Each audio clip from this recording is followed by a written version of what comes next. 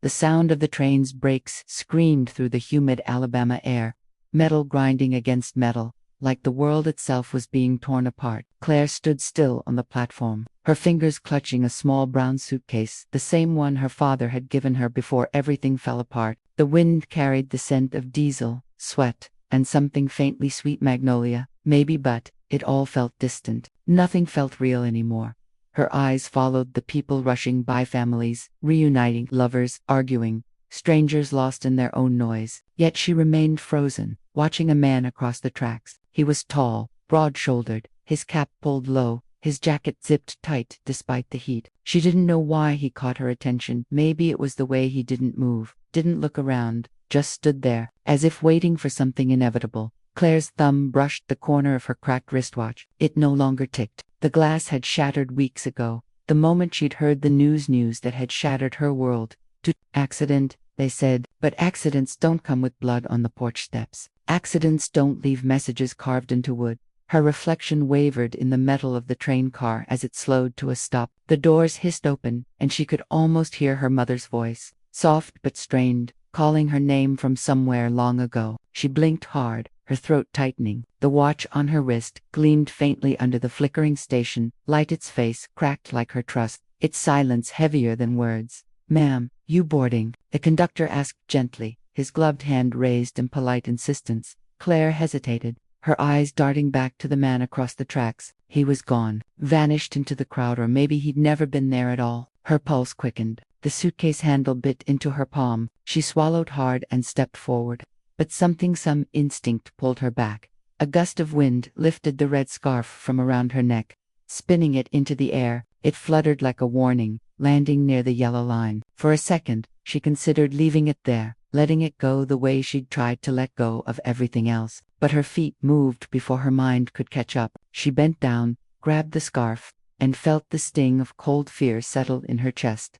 She turned once more, scanning the platform. The laughter, the chatter, the train horn all blurred into a hum that didn't belong to her world anymore. Somewhere out there, a man wanted her family dead, and deep down, Claire knew this wasn't over.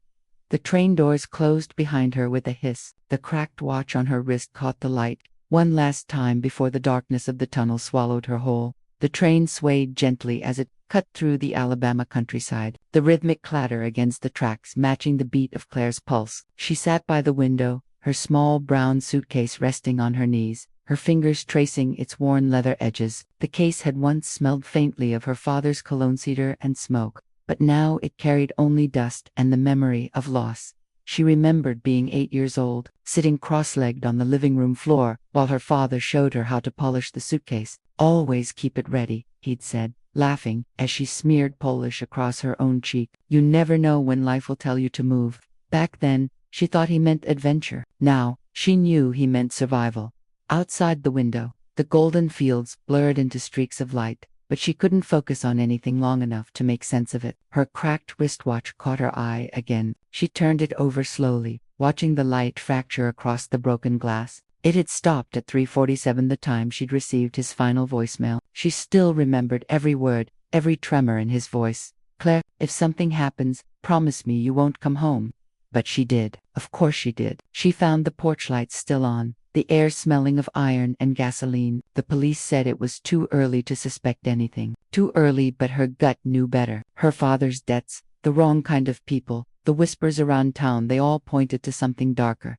She looked up. Across the aisle, the man she'd noticed at the station now sat 2 rows ahead. His cap was still pulled low, his posture unnervingly still. He wasn't reading, wasn't sleeping, just there. Every few minutes, she could feel his eyes flicker toward her reflection in the glass. She tried to tell herself it was nothing, just nerves, but the weight of his silence pressed against her chest. The train slowed as it passed a small town. Families waved from the platform, children clutching balloons, laughter echoing faintly through the window cracks. Claire watched a mother lift her son high into her arms, his face lighting up with joy. The sight burned in her throat. She had no one waiting for her, not anymore.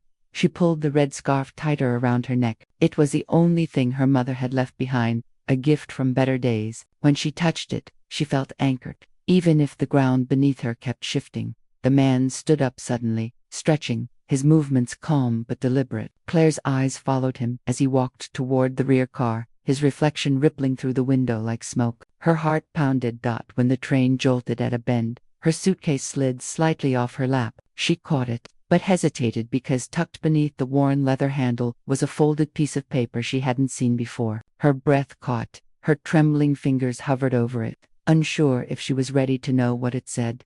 The paper trembled in Claire's hand as she unfolded it. The handwriting was rough, uneven. Someone had written it in haste. Just one line stared back at her. "You can't outrun what's already decided." Her stomach tightened. She looked up, scanning the narrow aisle of the train, but the man in the cab was gone. Only his empty seat remained, and beside it, on the floor, something smaller, photograph, half torn, caught in a draft from the door. Claire hesitated, then reached for it.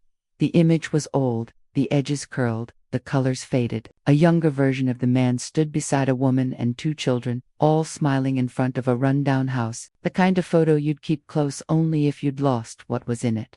Outside, clouds began to gather, the sky turning from gold to bruised gray. A low rumble of thunder rolled across the landscape. Claire's pulse echoed it. She stared at the photograph again. His eyes, the same ones that had followed her reflection earlier, weren't cruel. They were tired, haunted, like he'd seen the same darkness she had, maybe even carried part of it himself. Her thoughts drifted back to the voice messages her father used to leave, hurried ones from gas stations or parking lots, just keeping ahead of things, he'd always say. She used to laugh at how paranoid he sounded, but now, as she sat there, gripping the note and the photo, she realized how much he'd hidden behind those calm tones, how much danger he'd kept from them. The train lurched, lightning flashing briefly across the window. She caught her reflection, a pale face, red scarf tangled around her neck, eyes hollow with exhaustion. She almost didn't recognize herself. A shadow moved in the doorway. The man had returned, rain droplets clinging to his jacket. He looked at her not directly, but through the faint reflection on the glass between them. She didn't move. Neither did he. Then, slowly, he sat down across from her, placing his cap on his knee. His hands were rough, scarred, the kind that belonged to someone who'd worked too hard or fought too much. When he reached into his pocket, her breath hitched, but he only pulled out the same torn photo and glanced at it briefly before tucking it away again. For a moment, silence filled the space between them. The air smelled of wet earth and iron, the thunder outside echoing their quiet. Claire couldn't tell if she was afraid of him or if somehow she understood him. Finally, he spoke, voice low and steady. "You shouldn't have come back." Her fingers tightened around the suitcase handle. "You know who I am," she said softly.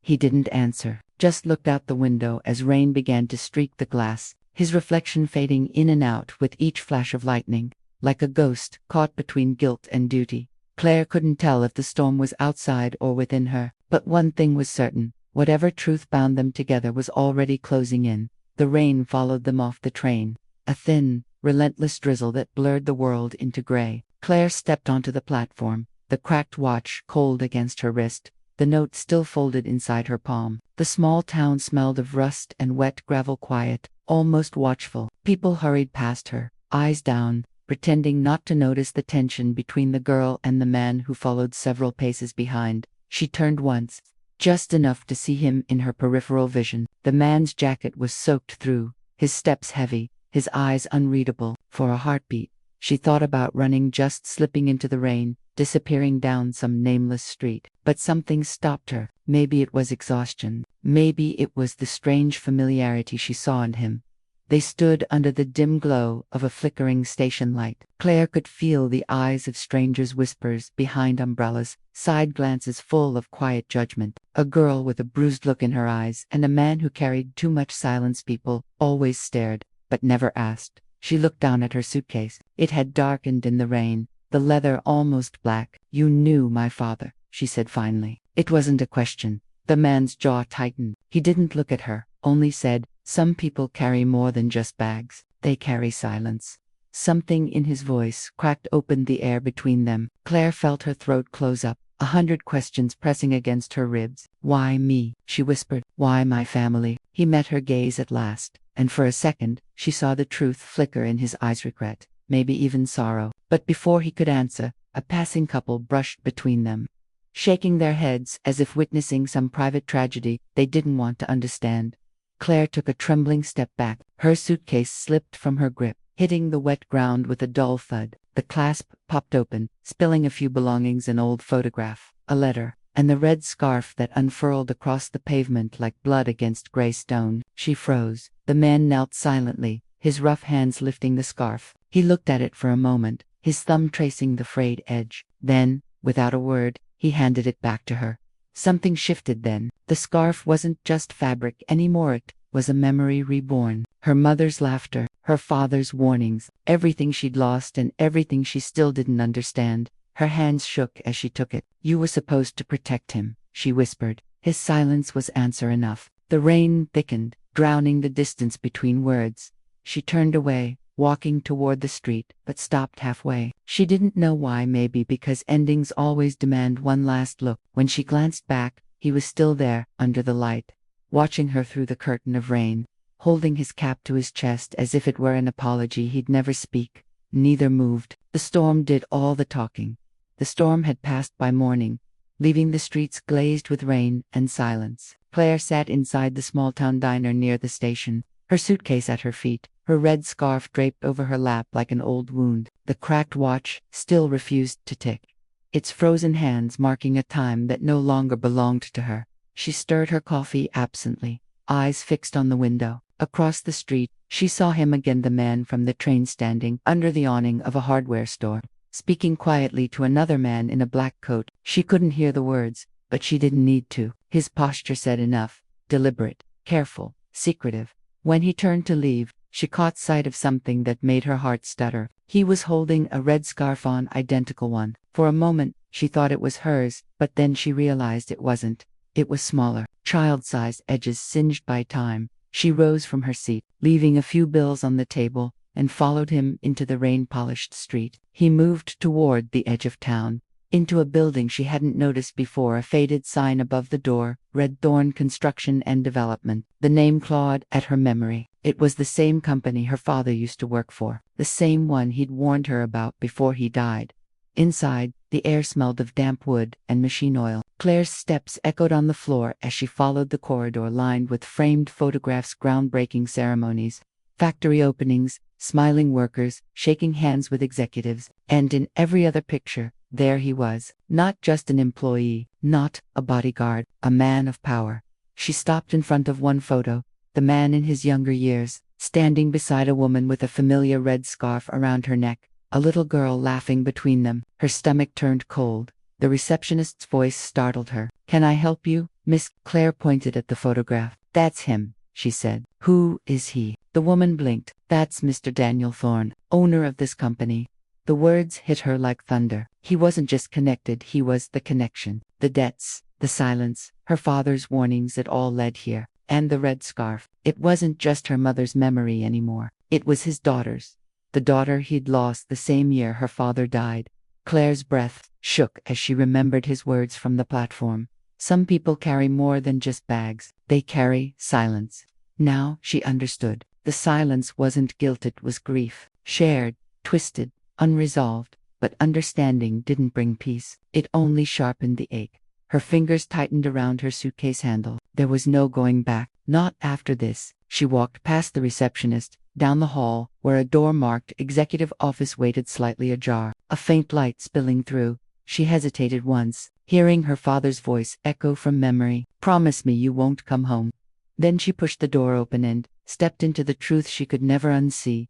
The office smelled faintly of smoke and old wood, like memories that refused to fade. Claire stepped inside, her wet shoes leaving prints on the polished floor. The blinds were half drawn.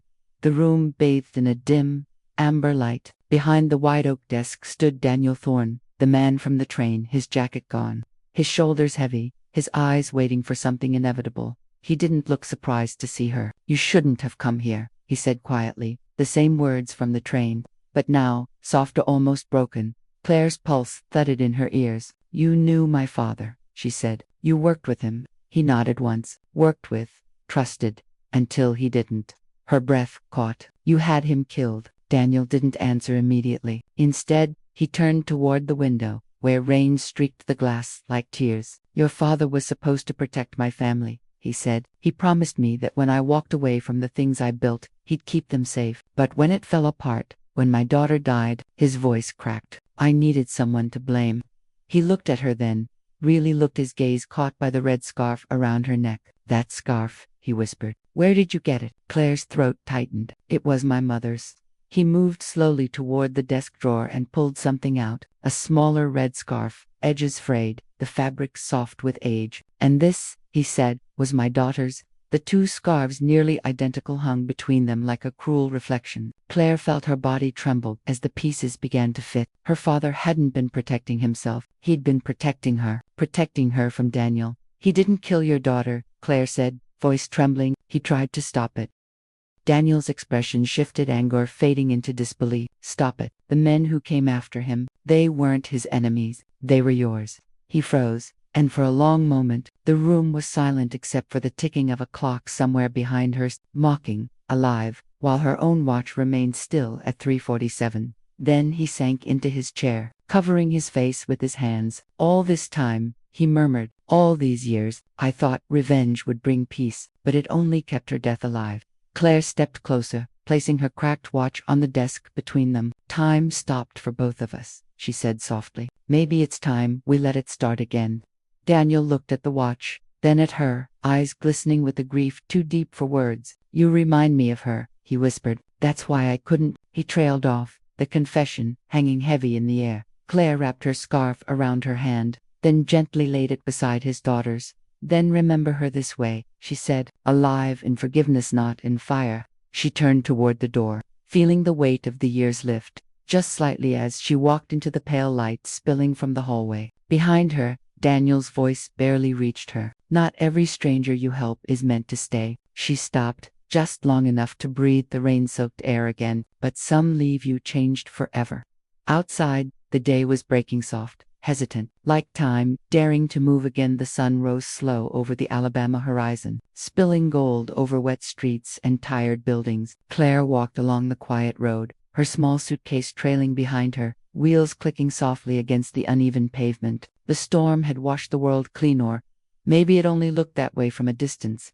The town was still waking up. A shopkeeper rolled up his shutters. An old man swept rainwater off his porch, and somewhere a radio hummed an old gospel tune about forgiveness. Claire didn't sing along, but she heard every word. Each step she took felt lighter, not because the weight was gone, but because she'd stopped running from it. She stopped at a small diner on the edge of town. The same one where she'd waited the day before. The same chipped mug, the same corner booth, the same flickering neon hum, but this time, she wasn't looking out the window for him. She was just looking. The red scarf sat folded inside her bag now, beside the cracked wristwatch and the worn photograph she'd found on the train. She couldn't bring herself to throw them away. They were no longer symbols of pain. They were proof of survival, proof that silence could end if someone dared to speak through it. As she stirred her coffee, she remembered something her father used to say whenever life got too heavy. Sometimes love is not romance, it's recognition. She hadn't understood it then, but now the words found a place to rest inside her. Love wasn't always gentle or kind. Sometimes it was buried under guilt, tangled in silence, or carried by the wrong people for the right reasons. She pulled the cracked watch from her bag and laid it on the table. Light from the window caught the broken glass, and for a second, it almost looked whole. She smiled, faintly small, but real. The kind of smile that comes after too much crying. Outside, a train horn echoed faintly in the distance. She turned toward the sound, her reflection trembling in the diner window. There was something different in her eyes now. Not peace exactly, but acceptance. A kind of stillness that comes when you've faced the truth and survived it. When she finally rose to leave, she left the watch on the table under a slant of morning light. The hands were still frozen at 3:47, but maybe, she thought, not every clock needed to move again. As she stepped outside, the sun broke fully through the clouds, warm and unafraid. Claire lifted her face to it, breathing in the new air, and whispered to no one in particular, sometimes endings are just places we stop pretending we're still broken. And somewhere behind her, a stranger's silence finally found its rest.